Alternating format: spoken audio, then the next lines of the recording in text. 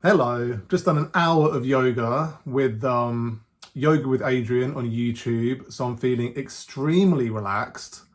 Went through two of her videos and feeling a lot better. My shoulder was really hurting this morning and my lower back was feeling very twingy. So I thought rather than doing any sort of workout or going for a run, that I would do some yoga to take care of myself a little bit because it helps and I know it helps. So that's why I do yoga. Um, I like a lot of the poses and I don't do the ones that I don't like. So when she says do something involving putting your arms above your head thusly, I tend to not do it because my left rotator cuff is pretty sensitive and it doesn't like being in that position for very long. Likewise with any sort of soldier, what's this one called? Warrior pose. Come on, sort your life out. Warrior pose I don't like. Um, yeah, I think my favorites are sort of like forward fold. I like that one because it just feels like my lower back is sort of stretching out. Um, Cobbler pose, when you're sat with your sort of feet together. Um, Anything where like my hips are getting open because I feel like my hips are quite tight naturally. So yeah, like when you're lying on your back and you kind of got your legs in the air. Um, yeah, like happy baby. There's loads of poses that I like in yoga. It's just one of those things where, especially when you're doing it with a person on YouTube who can't see what you're doing, you can do what you want. So she says, get into this position, and you're like, I'm not going to do that. So I'm just going to do the things that I want to do. And like when we were in Turkey doing Pilates with an instructor with a bunch of people, she was like, okay, now put your hands above your head. And I was like, no, I'm not doing that because don't want to do it. I'm not going to do something that I don't want to do. So she respected that. I feel like most yoga and Pilates and any of those sorts of things that the instructors are going to respect, like your body better than anyone else. So if you say, I've got a shoulder that doesn't like getting in certain positions, my lower back doesn't like getting in certain positions, she's not going to be like, well, you have to, because this is yoga and this is extremely serious, and if you don't do it, it's not going to work. You know what I mean? So I like it. I like yoga a lot. I go through phases of doing it and then not doing it for a while, and it's sort of like, why don't I do it all the time? Because I know it's good and I know it is beneficial to me. So yeah, speaking of which, I went to a Bowen Therapy, Bowen technique person recently for my birthday. My missus got me an appointment with this woman in our village who does Bowen Therapy, Bowen technique, whatever. And the problem is, right, as soon as she said it, I thought Jim Bowen, who is the presenter of an old TV program called Bullseye, which was like a darts game show where you like won money and cars and stuff while playing darts. It was pretty amazing.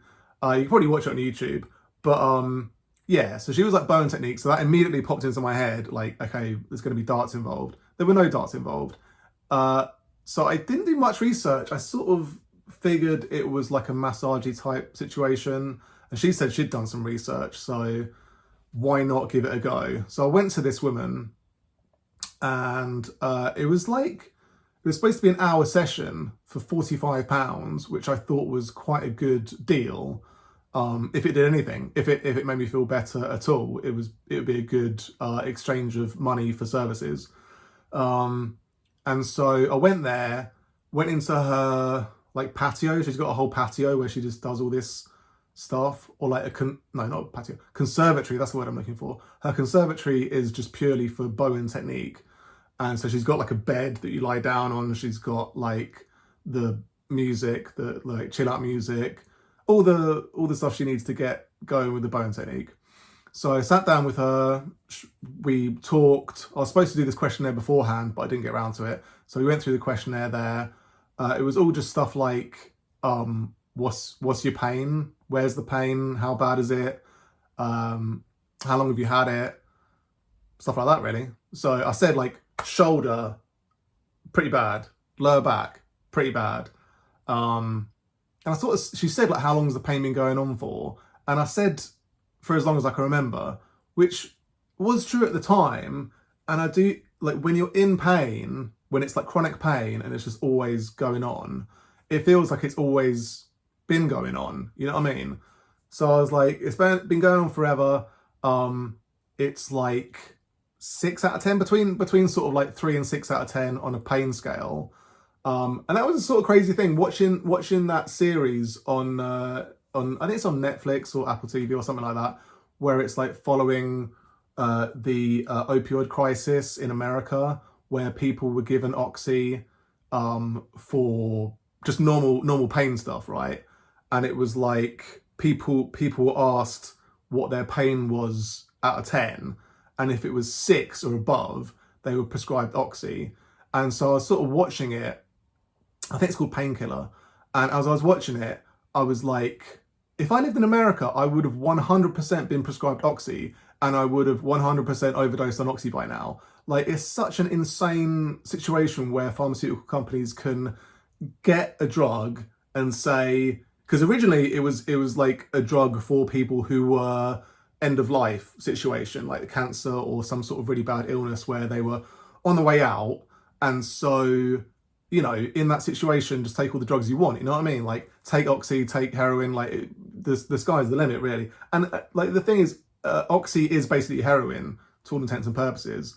So it was just a really brutal thing to do, to say, let's get this drug that is for end of life people and give it to people who have just like done their back in, or you know, just they're in some sort of chronic pain. Like broken their leg, even, like all these things where it's like, what's your pain level? 6 out of 10. Okay, here's some oxy then. And yeah, I had my mind blown watching that, thinking, I'm lucky, I'm glad I live in the UK where none of that's happening. Like, the sort of strongest drugs I can get are very weak and like sort of addictive in a roundabout way, I guess. Like, I think cocodamol, I don't know, there's like a bunch of drugs that I can get over the counter for pain, but none of them are gonna do anything like oxy. It's such a ridiculous drug to be given out to people anyway.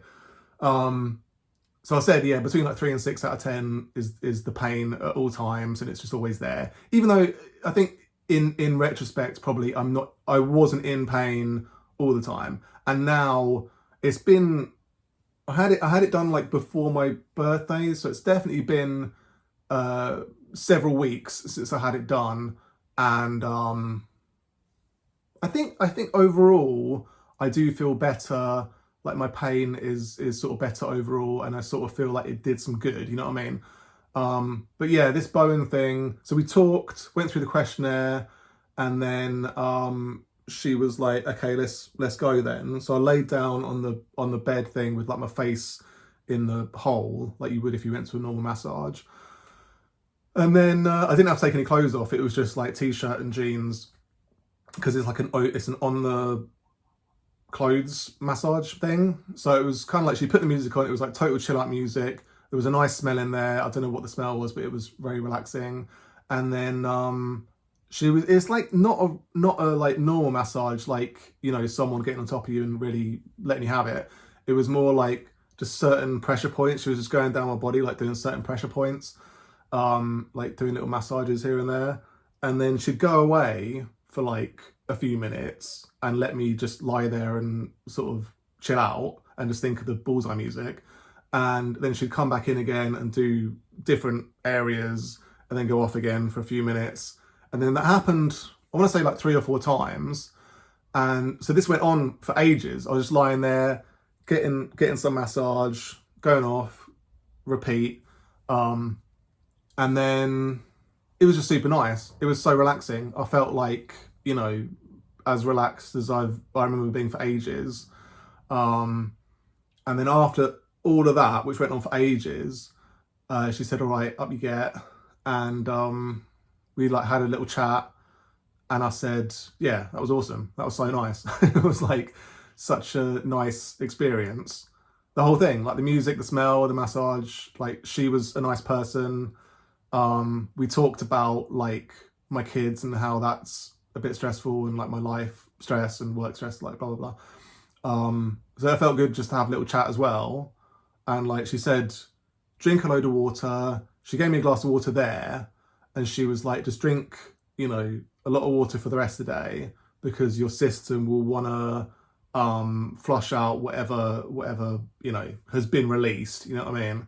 So yeah, I like went home, drank loads of water for the rest of the day. She said like I might feel super sore the next day, but I didn't feel that sore the next day.